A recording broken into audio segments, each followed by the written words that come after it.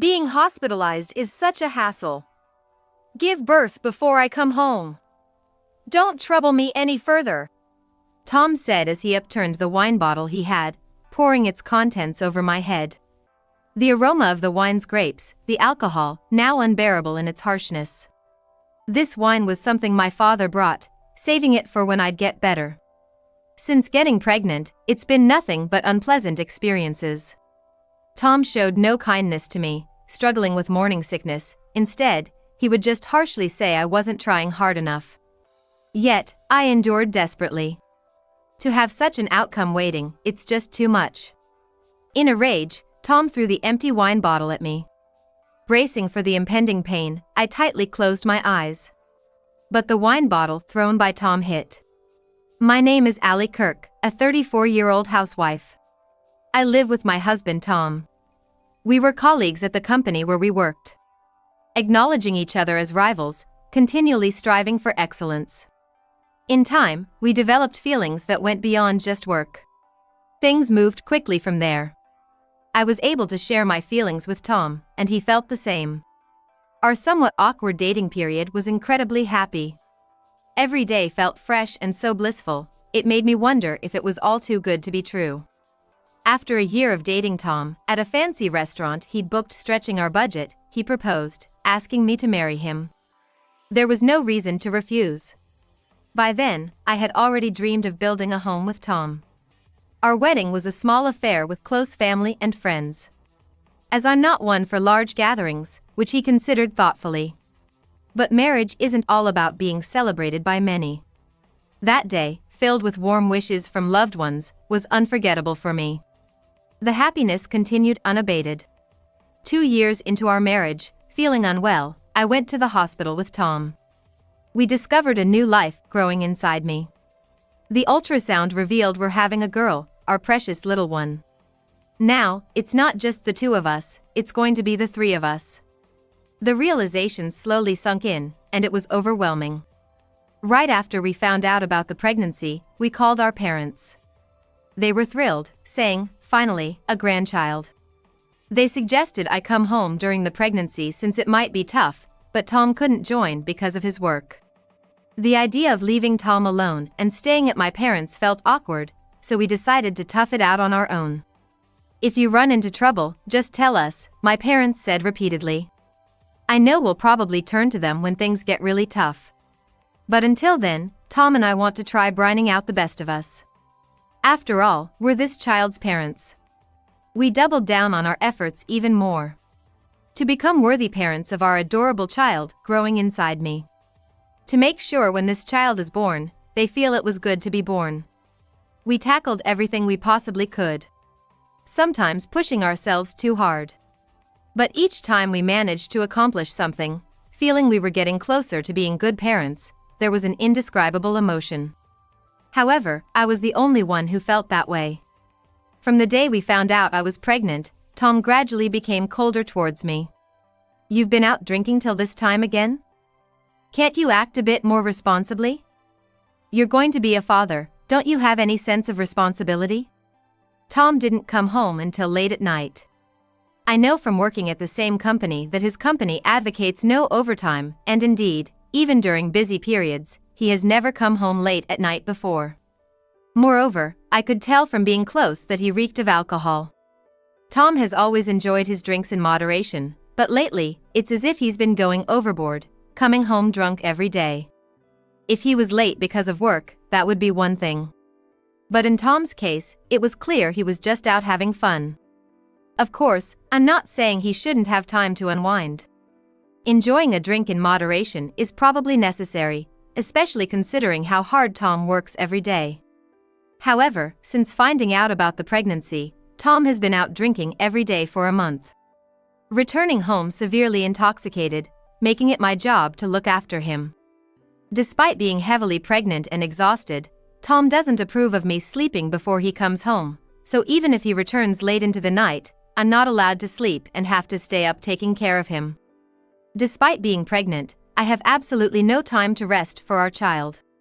Since getting pregnant, things have become even more challenging, and instead of looking forward to a bright future, I've been feeling down. Tom's terrible behavior only adds fuel to the fire. "Hey, what are you lounging around for? There was dust in my room. Clean it up again." It was Tom's day off, and unusually, he was at home instead of being out. Lately, he's been away from home even on his days off, so it was rare for him to be around. But his presence didn't make me feel any more at ease. I suffer from severe morning sickness, and there are days I can't move at all. Unfortunately, this day was one of my worst days with intense morning sickness, unable to move much or do any housework, just lying on the couch. My stomach was churning, I couldn't eat properly, nothing provided relief, and my head was spinning in agony when Tom's yelling echoed throughout the house. "I'm sorry, but I'm really feeling unwell right now. I'll clean up later if I can, just please be patient." My head was aching and I felt dizzy. Pushing myself to get up and apologize, Tom seemed to be in a bad mood and wasn't backing down. "It's your own fault for not managing yourself properly. You're bringing this upon yourself. Don't cause trouble for others with such excuses. Clean up now. Hurry." Saying so, Tom grabbed my arm. Feeling unwell, I nearly blacked out but somehow managed to follow him. Eventually, I cleaned Tom's room while feeling terrible. Cleaning in my condition was truly difficult. I fought back nausea many times but managed to hold it in. And yet, the hard times continued. He was never kind to me because I was pregnant. In fact, he treated me more harshly and badly than he had treated me before I became pregnant. The fatigue and stress took their toll on me first. Trying to avoid Tom's scolding and doing the bare minimum housework, I was suddenly struck by an excruciating stomach pain. I couldn't stand and collapsed. Even so, my maternal instincts were strong, and I somehow managed to call 911 on my smartphone unconsciously. I lost consciousness soon after, but thankfully, the call went through. I was rushed to the hospital, and the doctors decided I needed to be admitted. There was something wrong with my body, and if things continued this way, the baby would be born prematurely, much earlier than expected. All I could do was cry over my own helplessness. Upon hearing the news, my parents came to the hospital room. "Allie, it's not your fault," they encouraged me, but all I could feel was guilt towards my child. "We bought this thinking we'd drink it once you're discharged. You like wine, don't you?" My dad said, placing a bottle of wine on the bedside table. Just one look at it, and I could tell it was from a good vineyard. He must have bought it hoping it would cheer me up after hearing I had collapsed. Soon after, Tom arrived in the room. Barely exchanging greetings with my parents, he frowned upon seeing me. "You're always causing trouble for others, aren't you? Think about me, who had to leave work early because of you," Tom said in his usual cold tone. But then, he said something unbelievable. "I hadn't mentioned it, but I've got a trip planned soon. Chances are, it'll coincide with the birth. Try to handle it on your own." I felt dizzy hearing Tom's words. My child's father wouldn't be there for the birth because of a selfish trip? "Please reconsider. You can always reschedule the trip, right? The moment of a child's birth is precious, don't you understand that as a father?" I couldn't help but lash out in anger. I just couldn't forgive him. Tom had always been irresponsible as a father. But this was beyond unacceptable. However, my words seemed to fall on deaf ears as Tom sighed heavily, grabbed the wine bottle from the table, uncorked it, and turned it over my head. "Hospital stays are such a hassle. Give birth before I get back. Stop bothering me," he snapped at me. Frozen by the shock, I couldn't move. Seeing my reaction, Tom muttered, ignoring me, and, unbelievably, he threw the empty wine bottle at me. Bracing myself for the impending pain, I tightly closed my eyes. But no matter how long I waited, the anticipated pain never came. When I hesitantly opened my eyes, I was met with a surprising scene. Father-in-law. The wine bottle was shattered on the floor not far from the room's entrance. And there lay my father-in-law, unconscious. I was completely dumbfounded, wondering what was happening, when presumably my mother-in-law, who must have come with my father-in-law, called for help. Doctors and nurses rushed over. Are you okay? Despite the doctor's calls, my father-in-law didn't respond. Security brought in a stretcher, and my father-in-law was carried away. The whole series of events was so shocking that everyone was left speechless and frozen. In the midst of it all, only my mother-in-law remained composed, handling the situation. She told us to wait while she contacted the police, leaving my parents, me, my mother-in-law, and Tom in the room. A heavy silence filled the air. Amidst this, my mother-in-law, who seemed somewhat angry, began to explain the situation bit by bit. Originally, my parents and my in-laws had been in frequent communication since our marriage. Upon hearing from my parents that I had collapsed, my in-laws, who live far away, made time in their busy schedules to visit me. However, when they arrived at my hospital room, they heard arguing voices inside. Hesitant about whether to enter, they decided to wait at the door. That's when they heard Tom saying terrible things to me, and saw him about to throw a wine bottle at me, which left my mother-in-law paralyzed with shock. On the other hand, my father-in-law must have made a split-second decision. I ran as fast as I could into the hospital room to stop the bottle of wine that was headed for me. As a result, the bottle struck him as he suddenly got between Tom and me, leading to the tragic scene. I'm so sorry. It's all my fault. I felt terrible that my father-in-law suffered because of me. What if something happened to him? A wine bottle is a dangerous weapon. The thought of a worst-case scenario left me speechless. Seeing me distressed, my mother-in-law smiled and assured me, "It's not your fault, Allie." Then she turned to Tom with a sharp gaze. "We saw everything. We saw you pour wine on Allie and throw the bottle at her. We heard the awful things you were saying to her. What were you thinking? To think you've become this kind of person when we weren't looking. Apologize to Allie right now."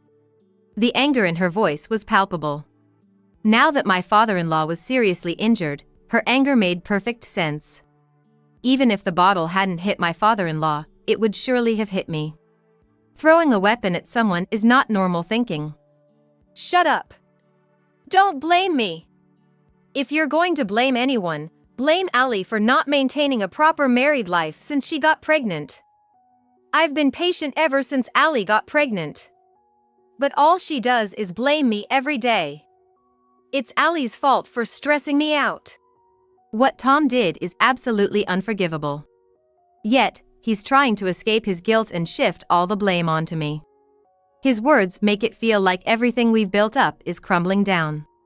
Before I knew it, any love I had for Tom was gone. Blaming others is the lowest of the low. You're clearly in the wrong for throwing a wine bottle, Tom. Throwing a weapon at someone is insane. Maybe you're the one who needs to be seen by a doctor? At my words, Tom reacted with a furious "What?" That makes sense. I've never really condemned Tom's actions, no matter how unreasonable they were, just mildly scolding him at most. Frustrated, Tom grabbed me by the collar while I sat on the bed. "Say that again. Calling someone a freak. Is that how you treat your husband?" Tom yelled at me with such intensity that it seemed he might strike at any moment. My father stepped in to restrain Tom.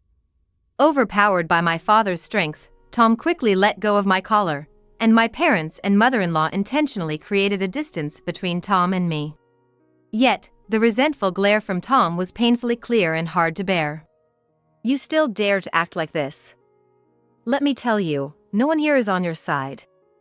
I, and certainly Dad, think you are in the wrong. When your father wakes up, you better be prepared," my mother-in-law said, applying pressure with her words. My dear father-in-law, who stood up for me. My only deep regret is that I gave such a hard time to my father-in-law.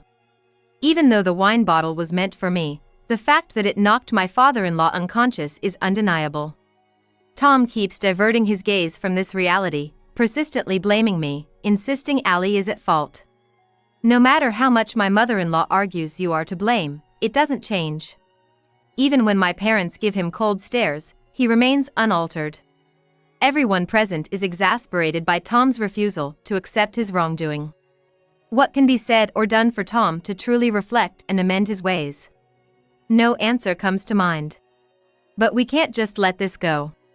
As we all were pondering, the hospital room door burst open with a loud noise.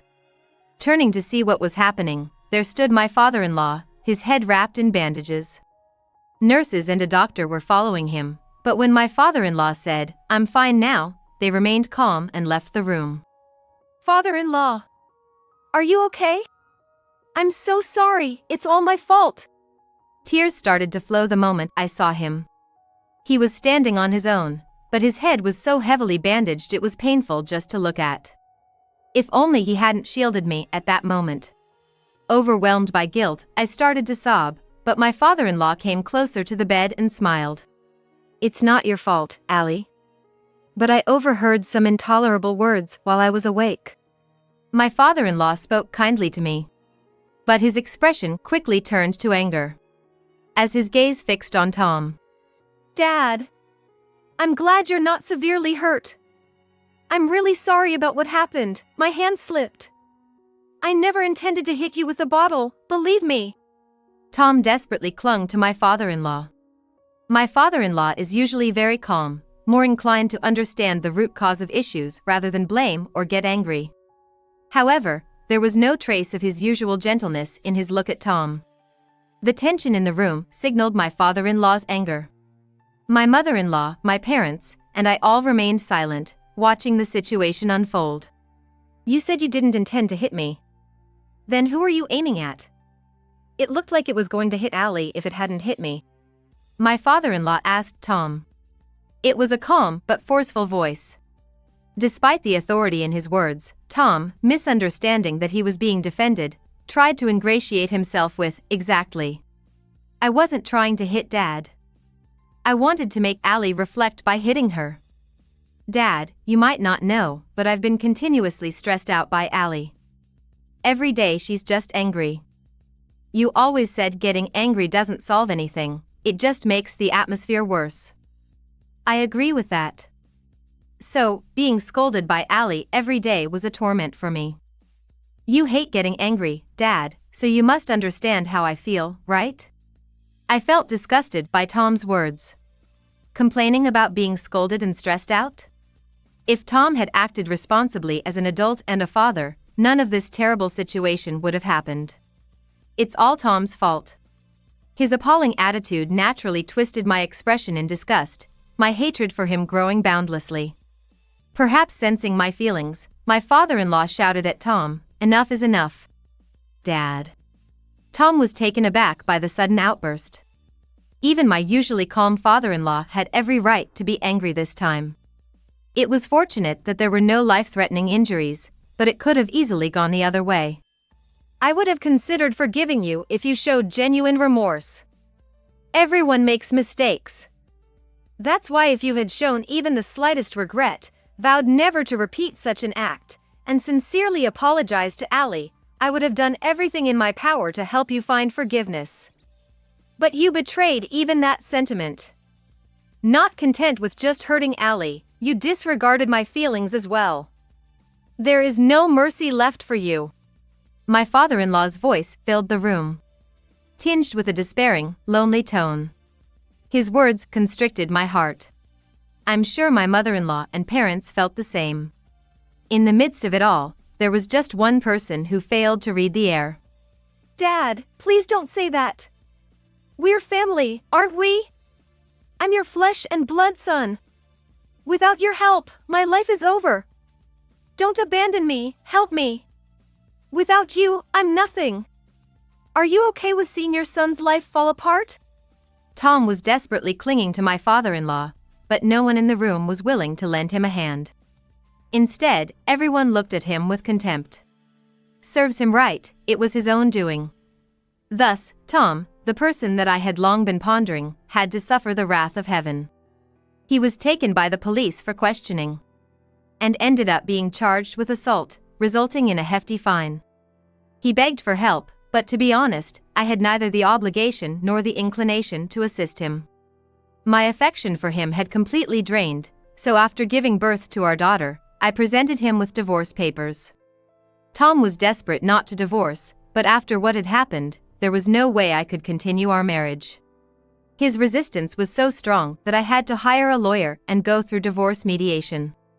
Naturally, the wine incident was used as evidence, and it was determined that Tom was at fault, leading to the divorce being finalized. On top of that, I was able to claim alimony and child support, so I made sure to get what I was entitled to, demanding a substantial amount in alimony and child support. In a situation where Tom could hardly afford to pay the fines, he was also hit with claims for alimony and child support. He seemed desperate, but his in-laws offered no help, instead firmly stating, "You are not welcome in our home," and turned him away when he sought their assistance. Now, Tom is living a lonely life, hounded by debts. As for me, the substantial alimony and child support have provided a foundation to focus on raising my daughter. Unable to manage alone, I returned to my parents' home, where they've been supportive, expressing happiness that I'm relying on them. The time spent with Tom was filled with unbearable stress every single day. I was angry at myself for not seeking a solution sooner, but looking at my adorable daughter's sleeping face always calmed me down. Since then, my father-in-law underwent medical exams and, fortunately, was found to have no abnormalities, allowing him to return to his everyday life. My in-laws often express a desire to see their granddaughter, and our interactions continue, with them showing her considerable affection. Finally, peaceful days have arrived. I'm determined to keep pushing forward to maintain this tranquility.